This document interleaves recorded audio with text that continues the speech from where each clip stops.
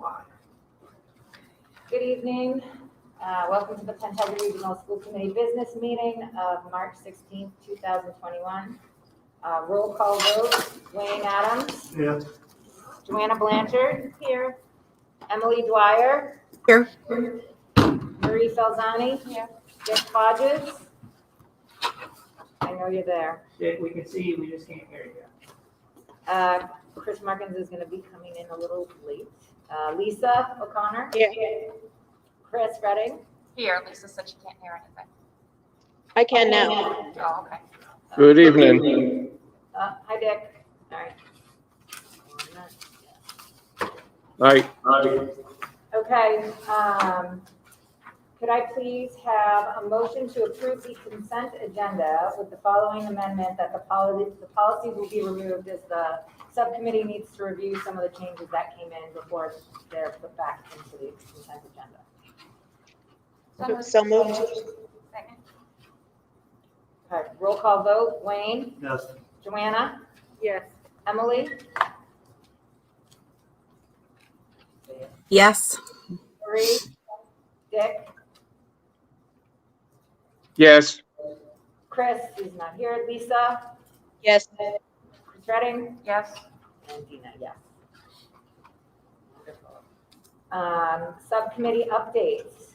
Could I please have an update for the Finance Committee? I believe that Greg is just going to give us the update later on regarding the final budget that we hopefully will approve tonight. Okay, great. Teaching, learning, and accountability. We do not have anything to report. Okay. Policy. We don't have anything to report. Right. Bylaws, we have nothing to report. Superintendent evaluation, Chris. Okay, so superintendent evaluations, for those of you here, you have your packet. In the packet is the ratings and the explanation for the ratings, a rubric to fill out for each of the criteria that the subcommittee decided upon. And then in the back is the packet with the wording for each of the criteria that we decided upon, that goes along with Dr. Bartholomew's goals, which you should have a copy of. If you need a copy of it, I guess ask Mary Ann if you need a hard copy. Otherwise, it's I believe it was shared with us via Google Drive. Yeah, and I'll be sharing with everybody just kind of an overview, and I have a link to the goals in that overview. Okay, so that's perfect. So if you were not here tonight, Mary Ann will get those in the mail to you, so you should get them within the next couple days. Or already mailed them. She's on top of it. And Dr. B said he's going to be sending us the supporting documentation. The rating documents should be returned to Mary Ann prior to our meeting on April 6th, 2021. The subcommittee will then tally the results and pull together any written part of the evaluation, which we can present at the school committee meeting on April 27th.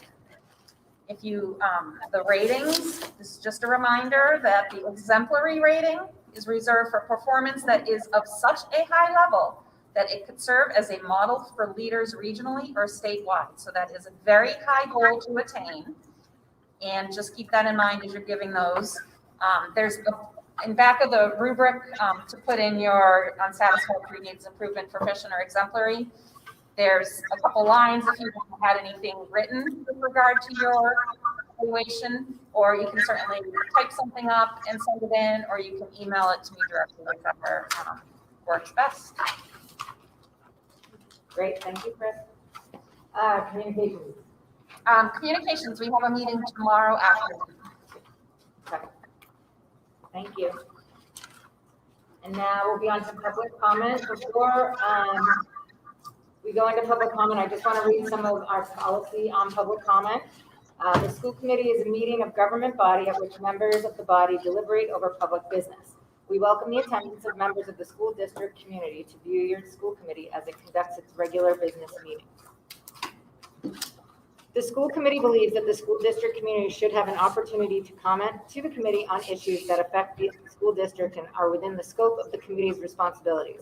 Therefore, the committee has set aside a period of time at each school committee meeting to hear from the public. In addition, if the committee believes that an issue requires a dialogue with the school district community, the committee may schedule a separate public hearing on that issue.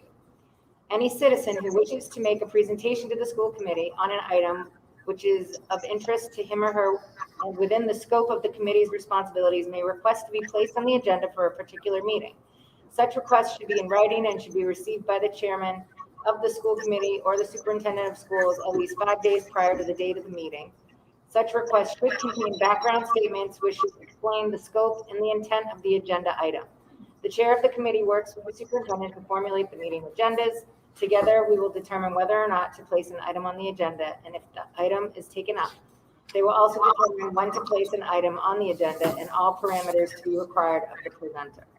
And if anyone wants to read more of this policy that we have, it's on the website, prc.org, and it's policy BEDH, public participation at school committee meetings. And with that, we shall go into the public comment. And we're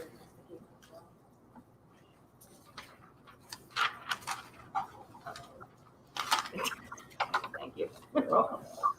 Okay, first up we have Amy Amiko.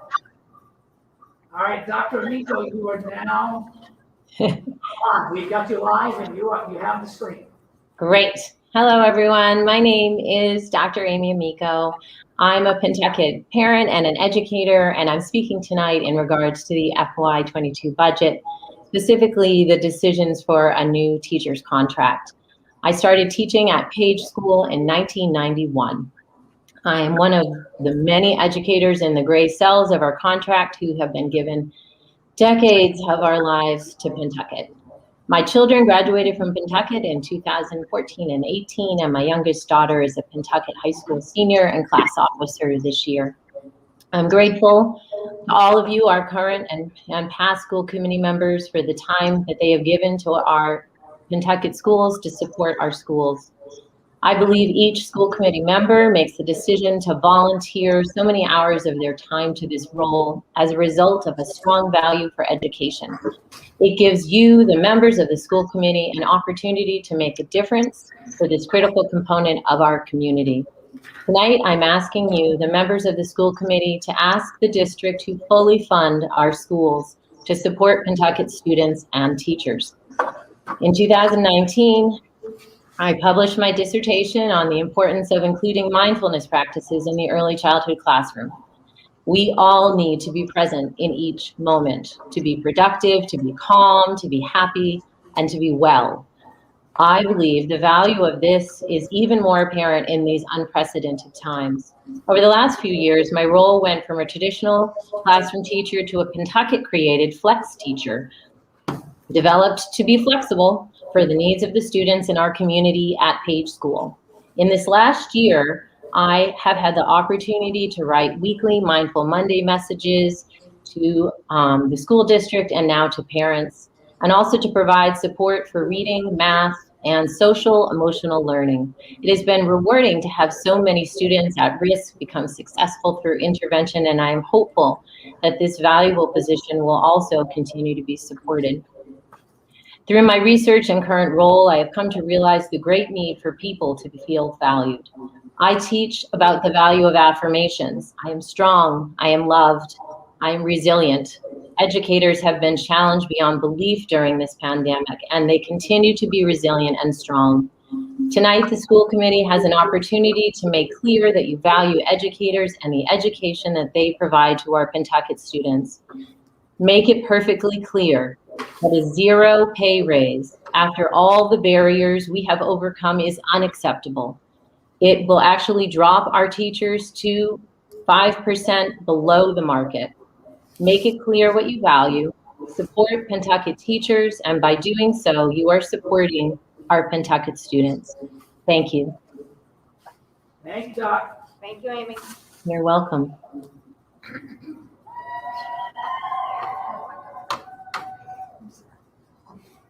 So what do you got? Next we have Cathie Tecero. So I don't see them, Okay. but I add to the stream and I see Ms. Doherty and I think it's Ms. Tecero, both on the same. We are both here. Okay, we can't see you. Hold on. Okay, there's Cathie. Oh, hi. Okay. All right, I'm going to start now. My name is Cathie Tecero, and I am here tonight because I have concerns about the proposed budget and specifically how the budget impacts the teachers' salaries. I teach third grade at the Donahue School in Merrimack. I grew up in Groveland, and I'm a product of Pentucket Regional School District.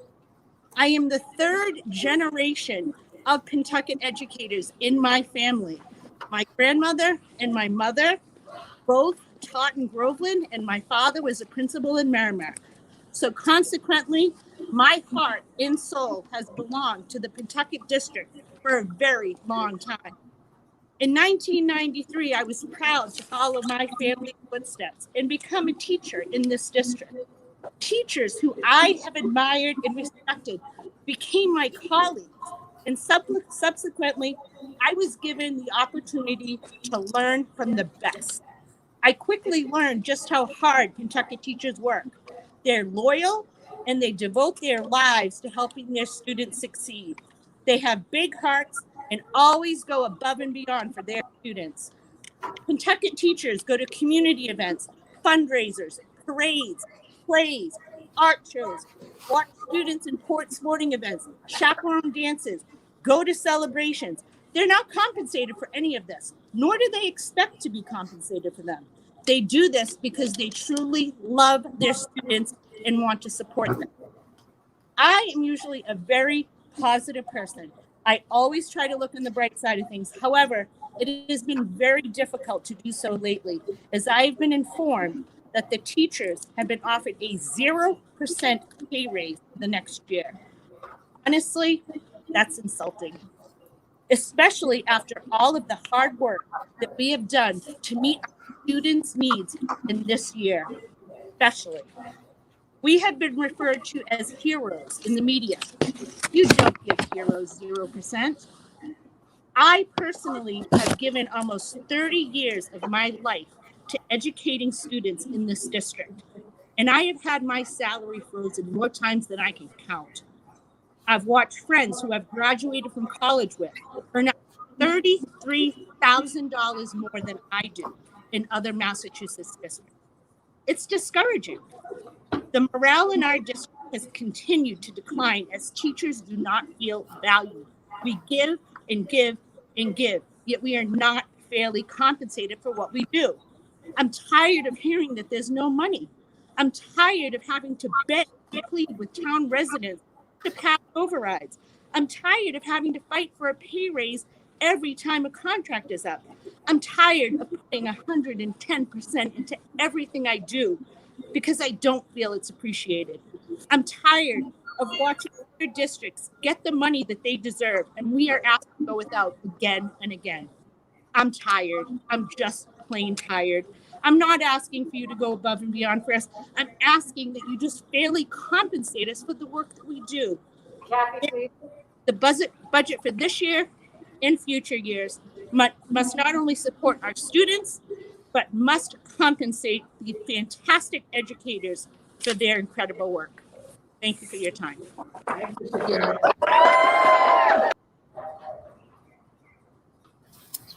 Next, we have Megan Hillenbrand. All right, Ms. Hillenbrand, you are now live and you are on the screen. You're good to go. Thank you. Can you hear me? Yes, ma'am. All right, great. Thank you. I'm here to speak about the other big topic tonight, which is opening school.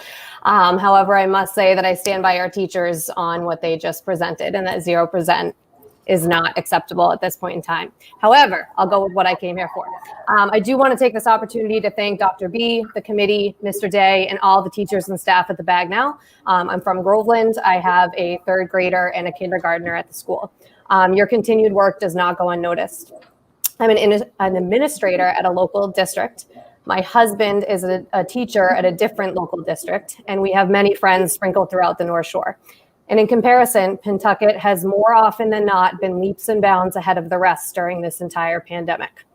While I may not have always agreed with a specific decision or the reasoning or how it came about, I have appreciated the transparency, the communication, and the fact that Dr. B truly weighs the needs of all stakeholders, teachers, parents, building staff, and most importantly, the students. That being said, while you consider the options tonight, back, use option, all options, there's PD day, day of school, and teach. Sorry, if you can hear us, we just missed, I think, the last 15, 20 seconds of what you were saying. My good part. I'm hoping for the option for getting students back that you choose to. Option 2, back sooner, mandate, building and staffing. It provides a transition period to now more bodies without building. Parenting, I can tell you that my youngest is the one that needs to be full ASAP. So whatever makes that all for. Very impressed with Dr. B's options. The out would have been to just, okay, April 5th, here we go. But you came up with 2 more options that get us back sooner. And I think there are no grad classes for school during a pandemic, because there are no parenting clubs for how to do this. But I really do appreciate the hard work that has put in for our students. And my true hope is that once the students fall back with whatever option it is, the community continues to have patience and remember that we're all working towards the same goals. Thank you so much. Thank you, Ms. very OBrien. much. Appreciate it.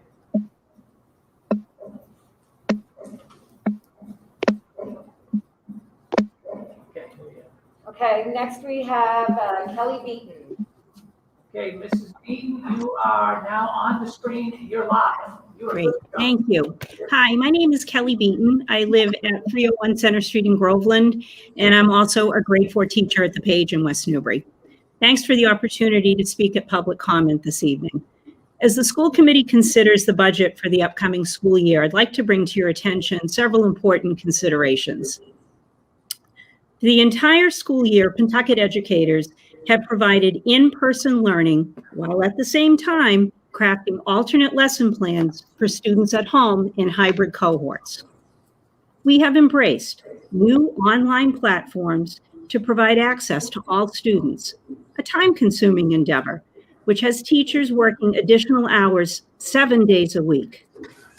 Furthermore, educators have selflessly paid out of pocket to purchase curriculum and learning materials to meet the needs of our students in a hybrid model, so that our children can reap the benefit of a sound educational experience. In addition to crafting lessons and providing instruction, Pentucket educators have made themselves available to support our students and families with the social emotional learning challenges which have manifested themselves as a result of the pandemic, whether it be an email response, phone calls, Google Meets, Zoom, or FaceTime sessions. Pentucket teachers have gone above and beyond to be there for the children of our district the entire school year. Simultaneously, we have also met the needs of our fully remote students, working with Pentucket remote teachers to ensure that those students also have access to a quality education. In a spirit of collaboration, we have volunteered our time to partner with administration as part of the Joint Labor Management Problem-Solving Team to tackle a myriad of unexpected challenges this year. Most recently, to provide live streaming during the school day to further enhance the learning experience of our students. And currently, we pivot again as we work together to welcome many of our students back to school for a 4- and 5-day learning model. Because Pentucket teachers are committed to our students and we want to provide the best educational experience, we have adjusted and risen to the occasion in the midst of a global pandemic on countless occasions. Our commitment to the students of the district is unquestionable. To be offered a 0% raise for the upcoming year is not only discouraging, it is insulting. I respectfully ask you to consider, what is the value of the educational experience the teachers of this district provide our children with each and every day. Is it truly worth zero? You cannot put students first if you put educators last. Thank you. Thank you, Kelly.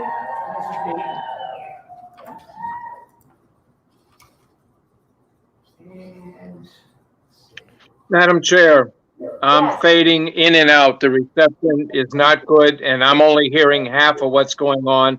So I apologize. I'm going to have to leave. Okay. Sorry, Dick. No, we can't. Oh, you can't leave. All right. Wait. Dr. B, good try. I just, it just wouldn't happen. no problem, Dick. Wait, sorry, 1 second. We still do, Yeah. because we have Emily and We have Lisa. Emily here? Oh, Emily's up there? I Yeah. didn't see it. Emily and Lisa. Okay, You that's already know. fine. We need at least 2 people for every time. Okay, good. Okay, last up, we have Julia Doherty. Doherty. There's Dory, okay, we're pulling it up. We need to see it on screen. There's Dory? There you are, okay. Go ahead, you got it. Good evening. My name is Julia Doherty. I'm a special education teacher at the Donahue School, and this is my 14th year as an educator, 8 of those proudly teaching for Pentucket. I'm here to discuss my concerns about the budget proposal. I started my career here 14 years ago, left for a bit to teach in another district, and I've been back in Pentucket for 5 years. In those 5 years, my salary has remained the same. As health insurance costs increase, daycare costs rise, and the cost of living in general continues to escalate, my paycheck has stayed the same. This has not been an easy year for all of us here. We have been struggling through many firsts and navigating the unknown. We have all been forced to make extremely difficult decisions for our families and our students. If this year has shown nothing else, it is that we have a broken system for funding education. And while I realize this isn't simply a Pentucket problem, teachers in Pentucket continue to be heavily impacted. As some of you may be aware, the district proposed a contract package that included a 0% increase this year, which will in fact be a cut in pay. The following year, a 0.5% increase. And in 2023, a 0.75% increase has been proposed. It is not easy for me to say this, but it is beyond me how the district thinks it will draw top-notch educators to educate the children offering this. It is unacceptable. Teachers show up every day for their students. My colleagues and I have spent countless hours planning and modifying curriculum to make sure that it is accessible for each and every child we work with. We create therapeutic support plans, social pragmatic plans, and advocate for more support when necessary. The list goes on and on. Districts nearby are settling contracts with much more reasonable increases. Beverly, 2%. Triton, 1.75%. And the following 2 years, 2%. North Andover, 2% for the next 3 years. Our proposed 3-year increase sadly doesn't even equal these neighboring communities' single-year increase. If this contract proposed by the district moves forward, it would put our pay scale 5.1% below the market. We put our students first each and every day, year after year. I trust that you agree. We are certainly worth more than a 0% increase. Thank you.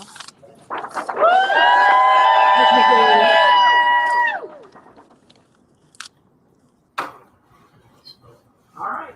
Okay, great. And now we have superintendent and student rep news. All right, thank you, Madam Chair. I will turn it over, of course, to our very own Ms. Casey Peterson. So Casey, you are on the full screen right now. Hi, everyone. As you know, most sports teams this year have been able to have modified seasons, and even though it's not ideal, having modified extracurricular activities is better than nothing. Up until very recently, however, this was not the case for members of the theater department, who were not sure that they were going to get to do any sort of show this year. However, they now have approval to have rehearsals after school and have plans to perform soon. They have a show planned for April 9th called Almost Maine that is being put on by the advanced acting class, and are also planning a senior showcase for May 7th, which will be a celebration of the seniors who have devoted so much time and commitment to the department. This showcase will recognize their past performances with tributes to shows that they have been a part of for the past 6 years. I have multiple close friends who will be performing in these shows, and I know how much it means to them to have this opportunity for a senior year performance when they previously thought that they might not be able to do so. Aside from that, with the announcement of the elementary schools going back full-time and the sincere hope that the high school will soon follow, Student Council has started planning a sort of welcome back day where we would have decorations up throughout the school, pass out candy or hoodsie cups at lunch, and hand out donuts to seniors in the morning. People are also starting to wonder about graduation, as it is rapidly approaching and we are still unsure of any solid plans. While the drive-in graduation served its purpose last year, the hope is that we will be able to do a fully in-person graduation so that we can have a semi-normal ending to a very abnormal year. Also, after hearing the public comment, I would like to add that students are so appreciative of everything the teachers have done for us this year, because we know better than anyone that it's not easy to adjust our learning or teaching style to fit these COVID modifications, and they should absolutely be compensated for that. Thank you. Thank you, Casey. Excuse me, All right, sorry. does anybody have a gray Honda Pilot out front? No. Okay, thank you. Sorry. All right, so thank you for that, Casey. Madam Chair, just for superintendent's news, in the past, we had done a few just updates on the COVID numbers. So I'm going to share those with you, just a couple of them tonight. This is the last 6 weeks that you see here. And you can see Groveland was in the red, came all the way up. For the previous 2 weeks up until this past week, they were actually unshaded. And now starting to climb back up. West Newbury was in yellow, went unshaded, had a slight blip, and has dropped way down. They have less than 5 cases. And in Merrimack, Merrimack was in the red when we started February, dropped down to the yellow, dropped down to the green for 3 weeks, is now increased back up to the yellow.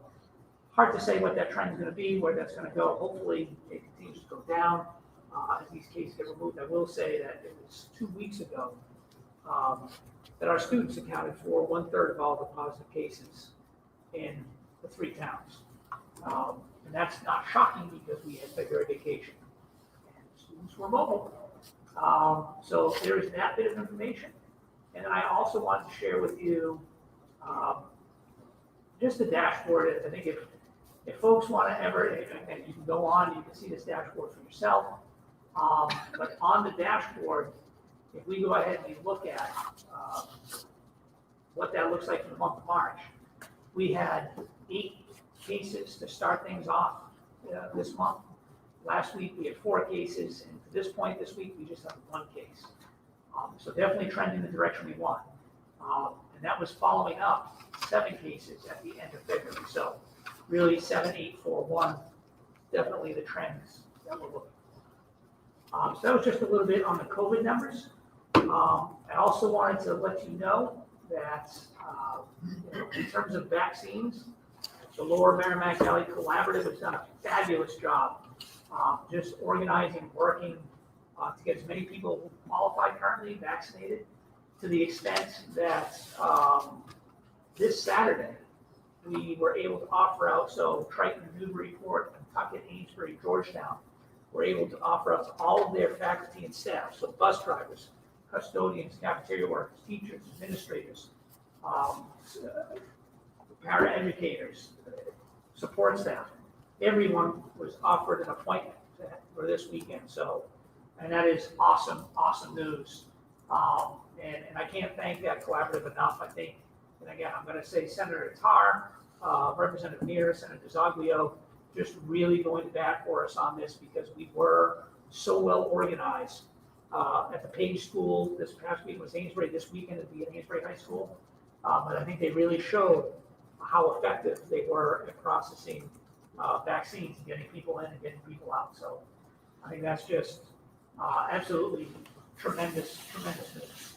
And one final One final thing I wanted to mention,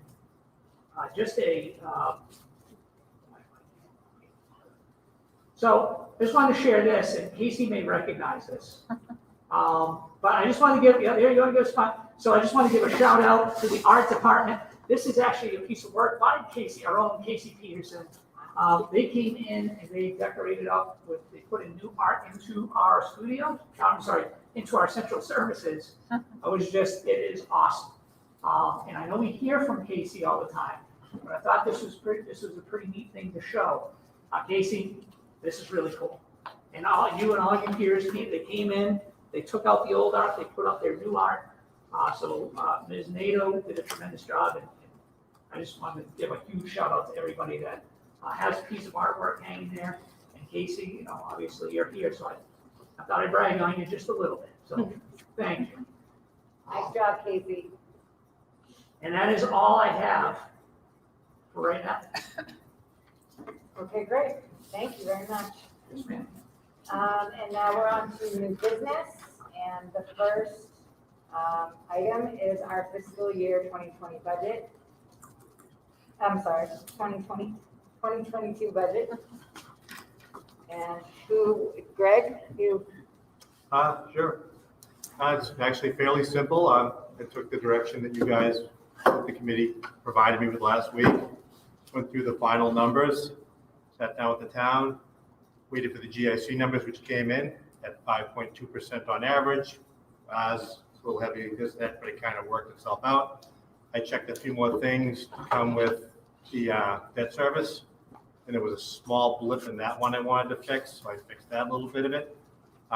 Basically, what you showed you for reductions would hold, and the budget number would be $47,315,000.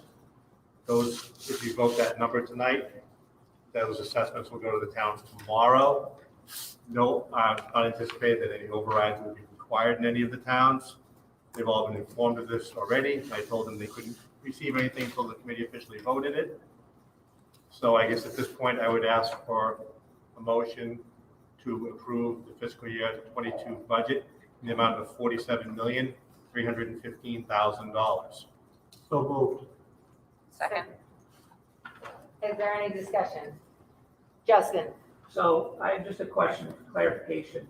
Mr. LeBrecq, I've been told that it represents an 8% increase over what we saw last year, which would lead me to believe, as someone watching, that everyone's getting an 8% increase. Can you explain that? Because that seems like a very big number.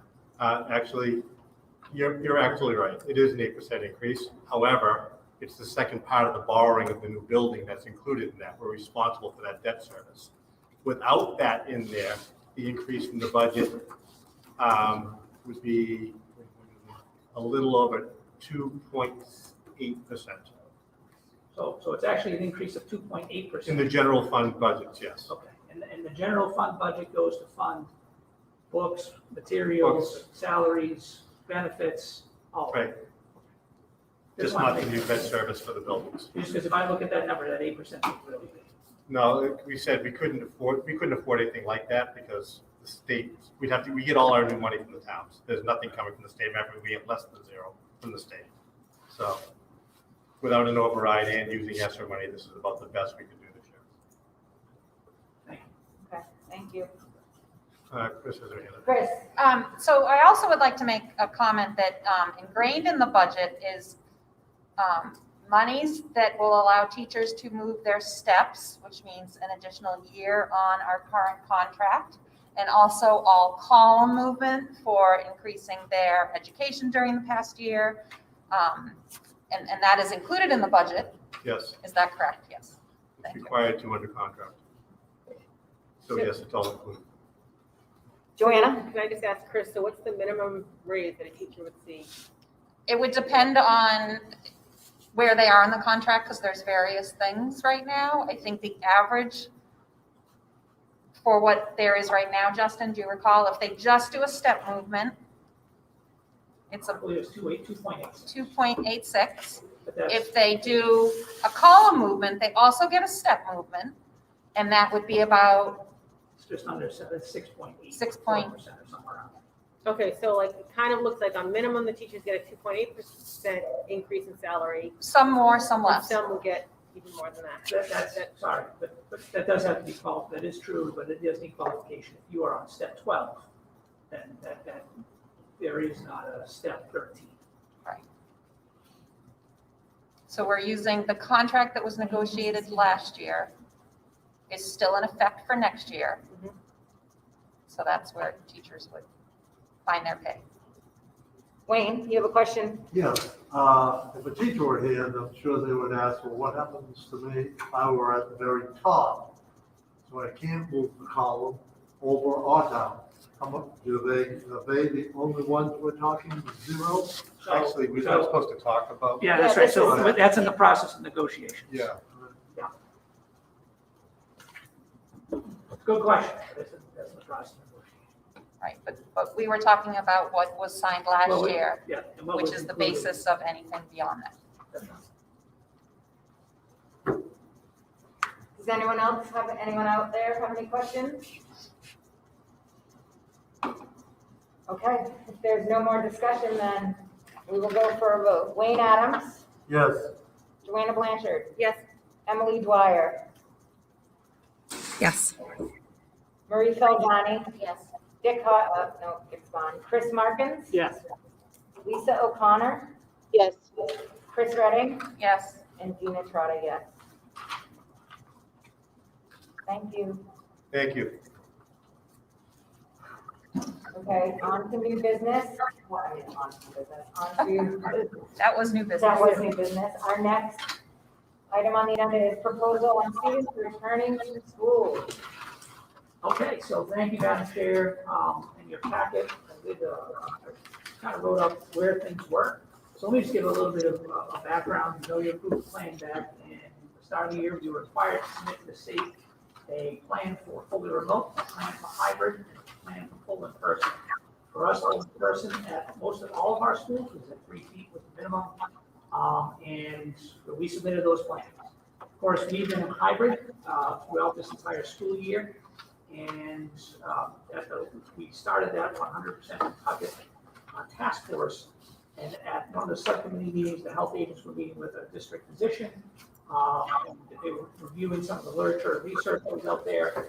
And they said that they were comfortable with us moving 2-3 feet, which was a great bit of information that we then acted upon. So what I'm going to, we have 3 options to look at tonight. I can talk through each one of the options. But there's a couple different things that are really important to understand in returning students. Number one is that in elementary schools, children typically are not at desks, they're at tables. Because desks are not the optimal way always to have students learn. But when we came into the pandemic, in order to get the distance, we pulled every desk from every place we could and put those in the classrooms.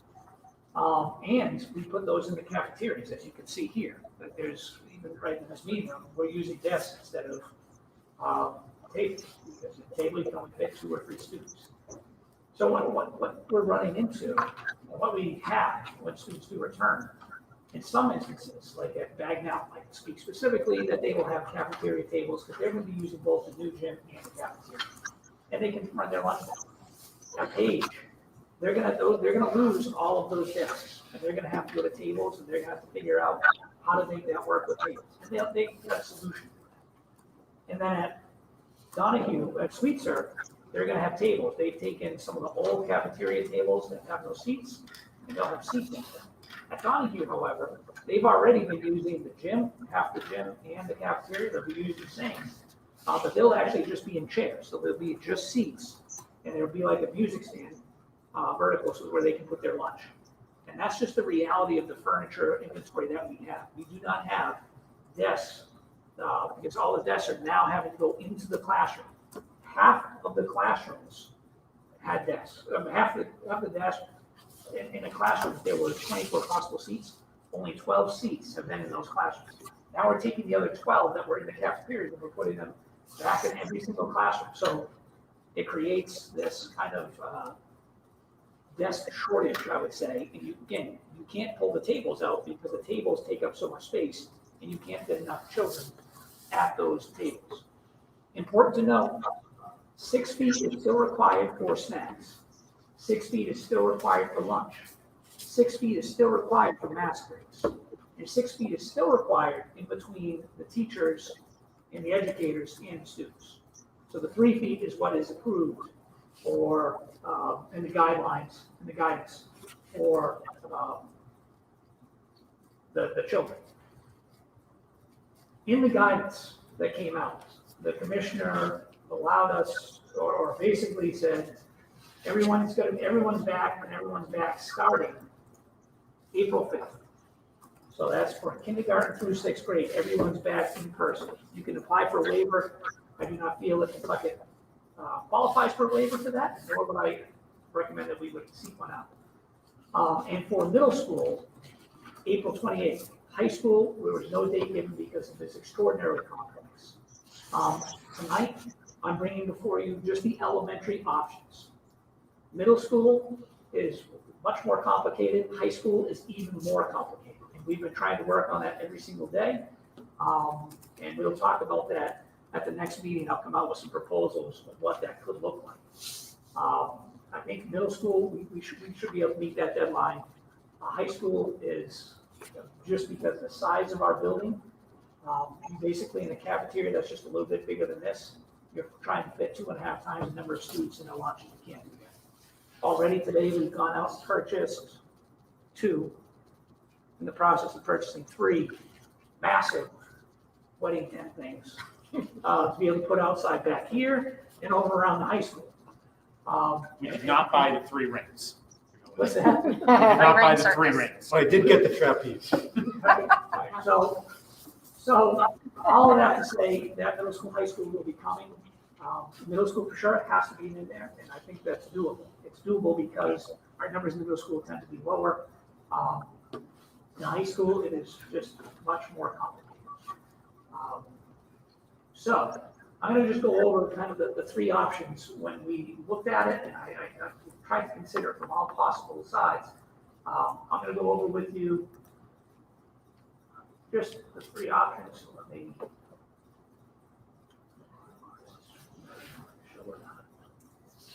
you guys and people on the other side see this right now or no?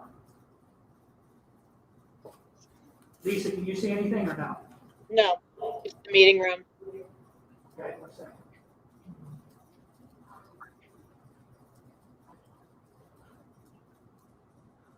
How about now? Yes.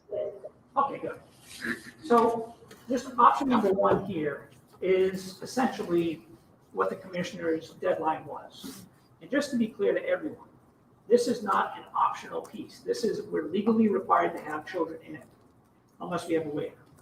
So April 5th will be the date of return. That's the state mandated date of return.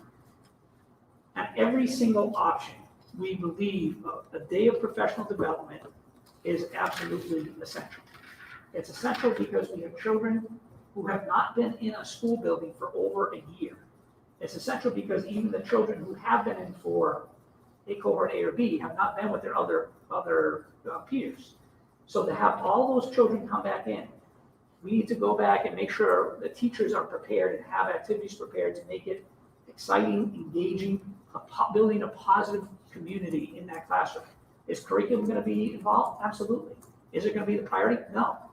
Curriculum, we will do curriculum all the time. Is that going to be our focus? Our focus is going to be making sure these children feel connected, loved, and engaged in their classroom. And then the curriculum will work into those activities. The second part of it, as we all have heard about, is children are resilient. We hear this all the time. But our teachers are now going to be able to have eyes on children for the first time. And a couple of years ago, we did this whole all-year-long professional development on identifying trauma and what to do if you recognize trauma. So we want to be able to make sure our teachers have the opportunity to have a day just on refreshing what to look for and go through our protocols so that they remember this is what I need to do if X, Y, and Z do, if I see something like that. And a lot of that involves family communication. A lot of that involves support services within the building. So option 1 is for K to 6 to return on Monday, April 5th. One other little note here. K5 is what's required to return by April 5th. 6th grade is typically in the middle school and in most districts. because our middle school is 7-8, K6 are elementary, we would just return full K6. So that's option one. Another part of this you need to know, I wrote about this a little bit, when the children return, if I'm a third grade teacher and a child returns, right now, my third grade teacher, I have children coming in front of me, I have children that I have not seen in my classroom physically that are fully remote. On April 5th, on this date, those children who are fully remote are going to be assigned to a remote teacher, not me anymore. I am only working with the children who are in front of me. So the parents need to make that decision about, are they wanting to have their child fully remote, or are they wanting to have their child in the classroom? So that's option one. Can I ask one question? Yes, ma'am. For the fully remote children, Yes. Is it asynchronous or synchronous? Like they're gonna have live streaming, or they're gonna still Go ahead, be? Brandon, you want to- Sure. So kindergarten through grade 5, they will have both synchronous and asynchronous, but they'll have live connections throughout the day to their remote teacher. And they have one remote teacher per grade. They have, level, so they're 4th and 5th will share a teacher. So the numbers are getting smaller based on the data that we have coming back. But at a grade level, that curriculum, sort of requires that. The exception would be 6th grade. And Dr. B, I don't know if you want to talk about what 6th grade Sure. looks like. So 6th grade, like any other secondary, what we're going to run into is you can't have one person. So the children move from English to science. So you don't have one teacher that's over 6th grade. This is the same issue in secondary. You have a handful of teachers who are full remote teachers who are helping the children with that curriculum. So secondary 6 up, any 6 up right now, they still have to post assignments, they still have to have communications. Because there's no way for me as the math teacher that's working with 6th grade teachers to help with them with English. Because I'm not licensed to do that. So once you start getting to secondary, it becomes a whole different situation. Okay. And you could not, so I can't remember how many.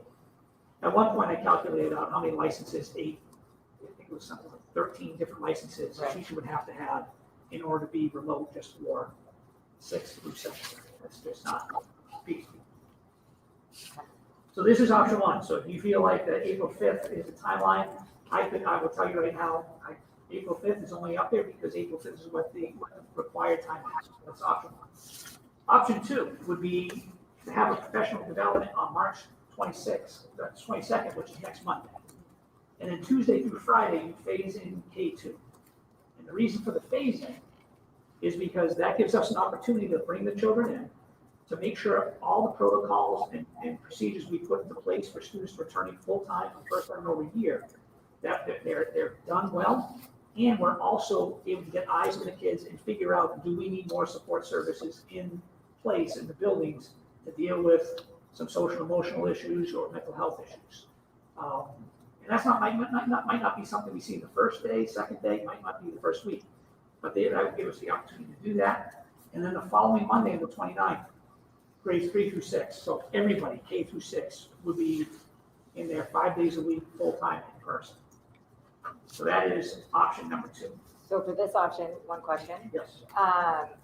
Cohort A would go Tuesday, still the 4th through 6th grade would go So if you're in Tuesday, Thursday, and cohort B would go Wednesday, Friday. That's right. So if you're in, like I have a child in 4th grade, she would still go, her days are Tuesdays and Thursdays. She's cohort A. So she'd go Tuesday, Thursday, and she would not be in on Wednesday and Friday. Okay. So I have a question about this, I have 2 questions. The first one is, I know that some schools and some classrooms at this point in time have a very high percentage of the kids already in. So if we were to look at, I'll use Page because I think that's the school that primarily is mostly back in, most kids are back in. Is those extra 4 days really necessary in circumstances like that where either you've already gotten the kids in fully 100%, or there's like 1 or 2 or 3 kids in a classroom who aren't going to be there? I guess my question is, can we push that up? And has that been thought about? And what are the obstacles for that? Yeah, sure. So I guess So two things I want to mention since you brought up Paige. Paige does have, I think as of this week, every student who wanted to be in person is now in person. So that's fabulous. And for the viewers who might be upset because in their town they couldn't do that, well, Paige is a 100-year-old building, huge classroom. They have the space. Bagnell, Sweetser, Donahue do not have the same space, not even close. So one thing I just want to make mention of, they're doing that at 6 feet. So at Paige, they're not at 3 feet. They're doing that, and they're able to have the students who want to come back, they're able to have them at 6 feet. Second part of that is, why not 5 days? Because still, as a third grade teacher, I have the students who are in front of me, and I still have these other students that I have to prepare for all week that I'm providing materials for. And that was always the purpose of doing, having that Monday as a day of prep to get everybody ready for those students that they're not seeing. But right now, they're still responsible for them. If we had said to those students who were at Paige, hey, you're no longer with Justin Bartholomew, the third grade teacher, you're now with this person, it'd be a different story. But we, in doing that, that's a whole domino effect that we were not prepared to go down, and would probably take quite a bit of negotiations. So I guess as a follow-up to that, are there grade levels in the other towns that are almost at fully everybody's in? So you only have a couple students who aren't going back at this point in time. And can we get them back in? If I can understand if you want to get the K through 2, but if you have a fourth grade that there's like 3 kids who aren't in the classroom, like, can't we just, that's not going to break the bank. That's not going to be the change. So is there any possibility of that? I guess what I'm hearing you ask is, in this option, would we be okay with, hey, identify the classrooms that have less than X number of kids and add them as well? Yeah, I don't know. Are there a few classes? Are there a whole bunch of classes? Like, I don't know what, if it's a dozen extra kids you're bringing into the building to get everybody into grades 3 and 4, is that something we've thought about and something we could do? Yeah, I think we were trying to mainstream it so we had all the grade levels, but if you had a number, I don't know what that number would be, because if we pick 4 and another classroom has 5, are we saying it's not one more? I mean, it's.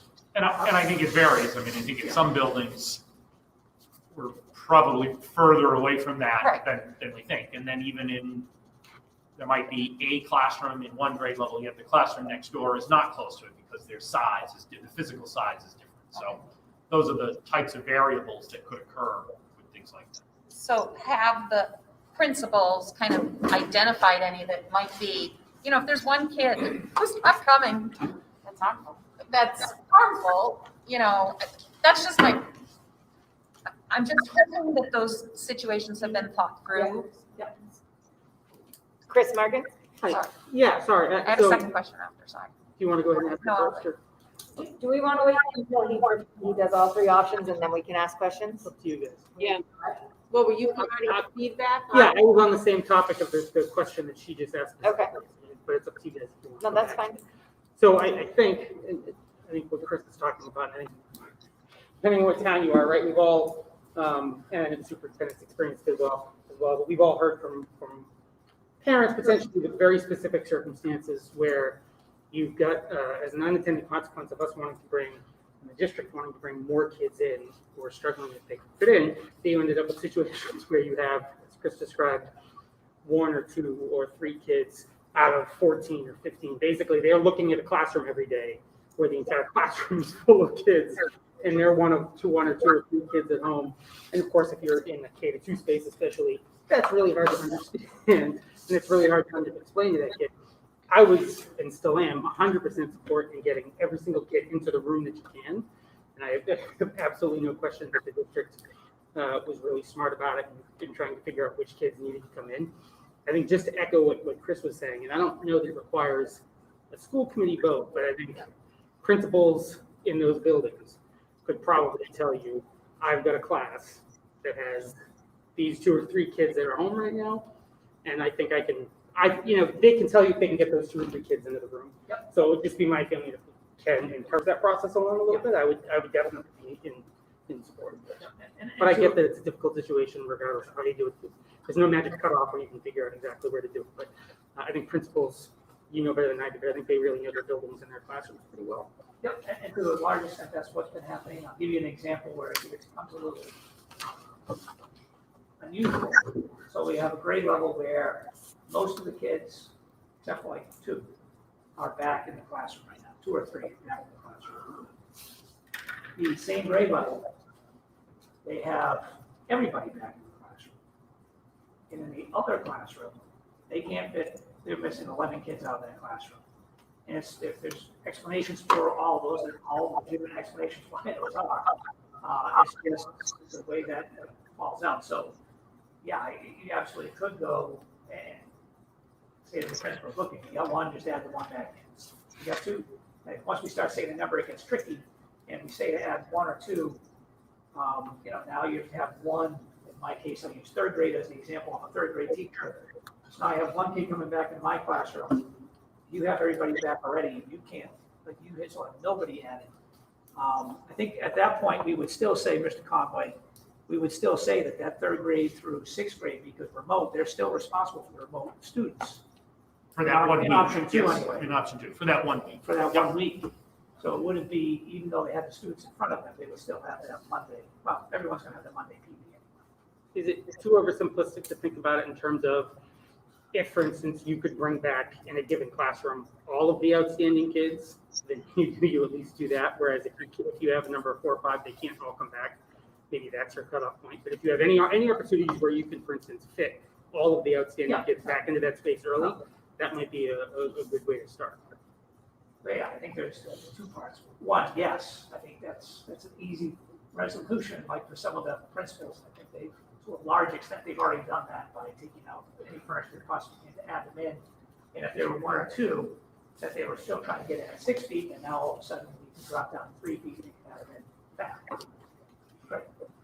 And I'm just going to say one more time, this came about because the district was trying to do, and did do the absolute right thing by trying to get as many kids back in the classrooms as soon as they could. Sometimes solutions create more problems, and that's what they're trying to figure out, but thank you.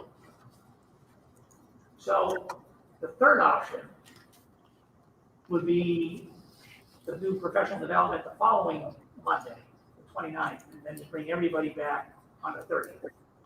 So that's 1 week earlier. Of course, you could tweak that as well to say, okay, well, we'll do K2 that week and 3-6 the following week, which would be mandated. For this one, I cannot give you a scientific or a logical reason why this would be the best choice. Other than it's got everybody starting at the same time. The phase-in approach, we go everybody, and there's an overwhelming problem. If there's a problem, obviously this situation, bringing everybody back in next Monday magnifies that problem. And I'll be fully honest, I know they're already moving furniture back into classrooms. They should have most of it done in because they're trying to get teachers acclimated, but it won't all be done. That might be done by Friday. So those were the 3 options that I had to bring forward. Anyone want to make a motion? We still have questions. Yeah, sorry, we didn't see. I have to stop sharing this. So. Okay, Lisa, then Wayne. Emily first. Oh, sorry, we haven't seen you.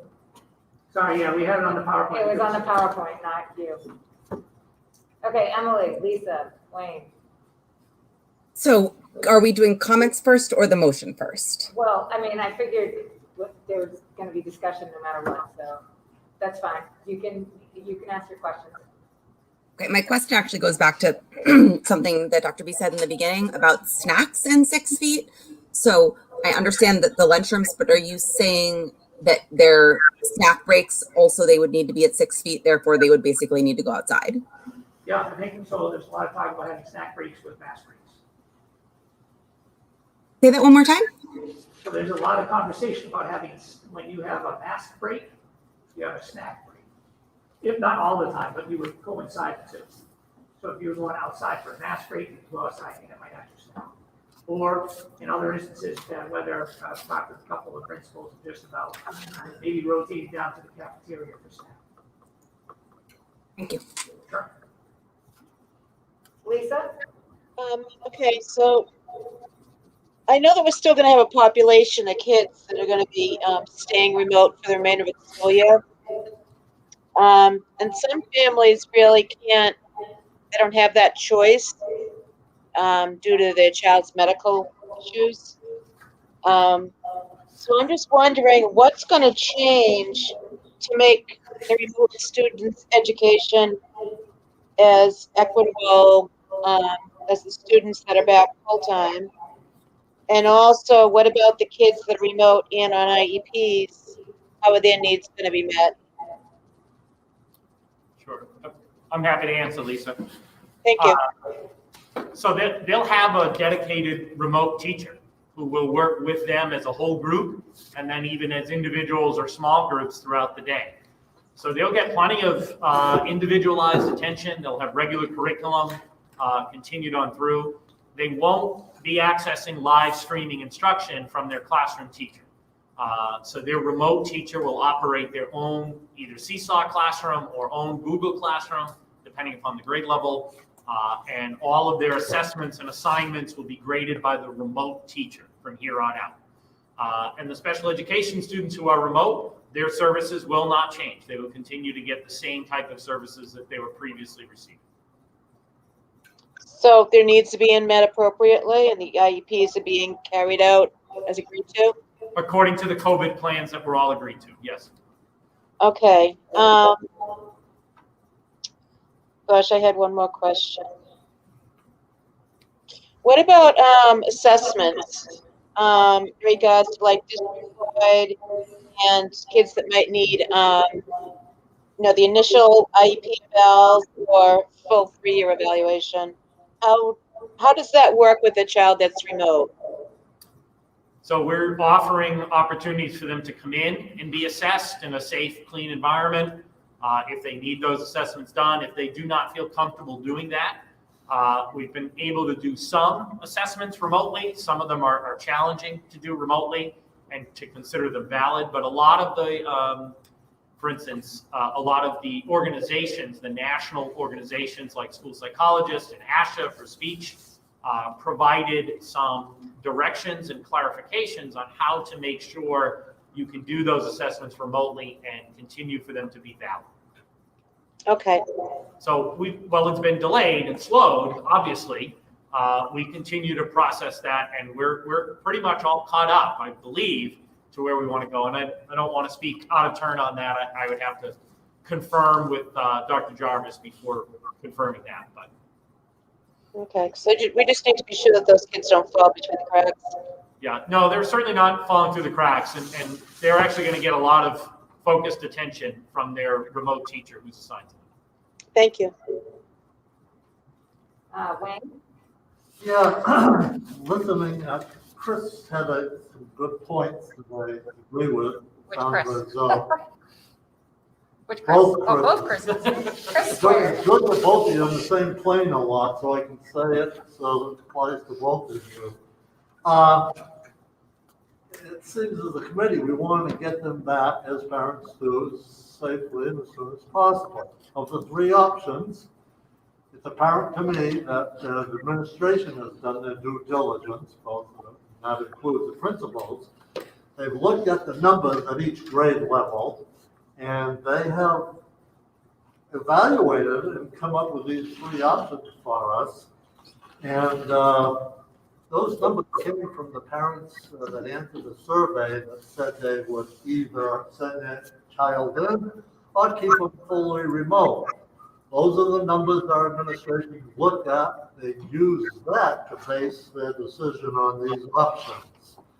So, agreeing with both Chris's that we want to get them back as soon as possible, the maximum amount of kids, knowing full well they know how many kids in each classroom at each level, I would like to make a motion that we choose option 2 to go forward.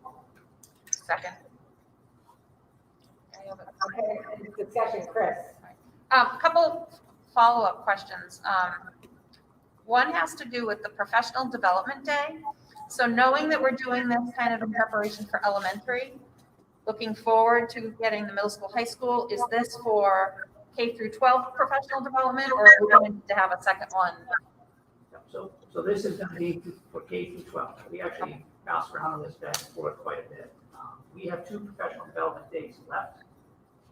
So by adding a professional development day, you can't do half of the district because we have a transportation contract for 180 days. So you can't do half the district home, half the district in school. So we're going to have a full PD day, K through 12. The focus will be on identifying trauma and our protocols, procedures, and then also preparing for students to come back and making sure we have lessons and activities that are engaging, embracing, just warming for the students to come back into a building and be excited to meet their buddies, meet their friends, people they haven't seen in a really long time, and then be close. But at the same time, being aware that many of them have been 6 feet apart wearing masks, and all of a sudden they're going to be inside of a space, but they're less than 6 feet apart, and then just making sure everyone knows if you see something, here's the procedure, here's the protocol, here's the protocol procedure you need to follow. So that other professional development day we have, I think it all depends. I don't think for middle school returning, I don't think we necessarily need that, but we might later on, if it's both middle school and high school, or it might be something we use at the end of the year. But because we are using the professional development day in all these scenarios, if option 2 is selected, that means we add a day on. So June 14th is currently the last day of school. June 15th would become the last day of school. And then I have 2 questions regarding the students who stay remote only. And I know that it's simpler to have that remote teacher assigned to those group of students. Are the class sizes reasonable for those remote teachers? Because I think it's 1 point. And then do the remote students take part in any of the specialists, which I assume the remote teacher may or may not be able to provide? And I'm looking at Brent. Sure. I think that's you. Yep. Yeah, no, the class size will definitely be reasonable, K through 5 on that. The specialists, they'll have an opportunity to do some of the asynchronous work with the specialists, but the specialists will have a full load now being able to teach that. So some of the asynchronous work that has been developed already will be available for them to continue to work on for the rest of the school year.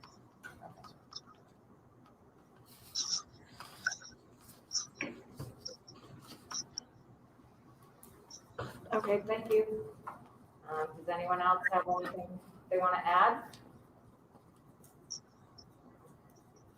Okay, the motion on the table is for option 2, professional development on Monday, March 22nd, with K through 2 returning Tuesday, March 23rd through March 26th, and then full return K through 6, Monday, March 29th. Wayne Adams. Yes. Joanna. Yes. Blanchard. Emily Dwyer. Yes. Marie Falzani. Dick Hodges. Oh, sorry. Chris Markin. Lisa O'Connor. Yes. Chris Redding. Yes. And Dina Trotta, yes. Okay, awesome. Question. Nina, can I ask a question while we're still on this, just about the middle high school? Sure. Now? So on here, it says that you're going to come back to the school committee at the April 6th meeting, which is 3 weeks from now. Is there a way that we can either approve something tonight to get the middle and high school back in, or would we be planning to have an emergency school committee meeting? Because I don't want to hold up middle school reentry for the fact that we don't have a meeting for 3 weeks. Sure. So we're still hammering out middle school, but I think if you wanted to make a motion that allowed me to bring students back, if we were able to find a solution to do so, that both it was the safest for the children, that we have to figure out the logistics, and the teachers understood what was expected. Yeah, I believe that is appropriate.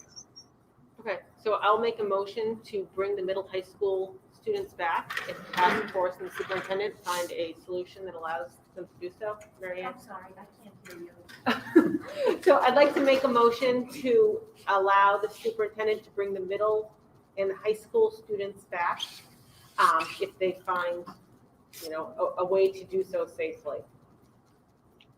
Second. And soon, or Do you have a date? No, just as soon as possible. Yeah, so I just don't want to wait for the April 6th Right, meeting. so at the latest, the Prior April, to the next meeting. April 6th meeting, at the latest would have a plan, but if we can put something together beforehand, we'll get. I'll second that. does anyone have any discussion? Wayne? Well, I absolutely agree. I think we all agree, but I also heard Dr. Bartholomew at the beginning saying he's addressing it on a daily basis. So I'm assuming it's gonna happen whether we make a motion at all. So I think it's a motion that's really not needed, but if you want to make a motion, something that Dr. Bartholomew is addressing anyways, then it's not gonna be hurtful. Okay, Brent? Yeah, I just want to add, if you're able to amend it, to say middle and/or high school, it may give us greater flexibility in weeks ahead, as one building may be more challenging and we wouldn't want one to hold up the other. Or, there's all sorts of combinations, but to give us, I think what you're trying to do is give us the flexibility to address a situation, and if we can get it done prior to the next meeting in April, you want us to be able to do that. So, Right. yep. Yeah, so I will make an amendment to my motion that the language be now middle and/or high school. Does anyone else have any? That would need a second. I'll second that. So we're voting on the motion, not the amendment. The amended motion. The amended motion. Okay. Wayne Adams? Yes. Joanna Blanchard? Yes. Emily Dwyer? Yes. Marie Felzani? Chris Markin? Yes. Lisa O'Connor? Yes. Chris Redding? Yes. And Gina Trotter, yes. Great. Well, thank you. And now we are going to move into executive session to discuss strategy with respect to collective bargaining or litigation if an open meeting may have a detrimental effect on the bargaining or litigating position of a public body and the chair so declares. And we will not be returning to this meeting. So thank you, everyone. We need a motion. Oh, motion to Motion to move into executive session. Second. Okay, Wayne? Yes. Joanna? Yes. Emily? Yes. Marie? Chris? Yes. Lisa? Yes. Chris? Yes. And Gina, yeah. Do you have a full, if the meeting is adjourned? Yep. And reminder that the communications meeting is scheduled for March 30th. If you're going to continue with that, Dorothy will be in touch with Chairwoman Trotter ahead of time. I believe it's going to be virtual. So as I know, I'll let you know. Okay, thank you. Great, thank you, Marianne. All right, thank you, everyone. Thank you, everybody.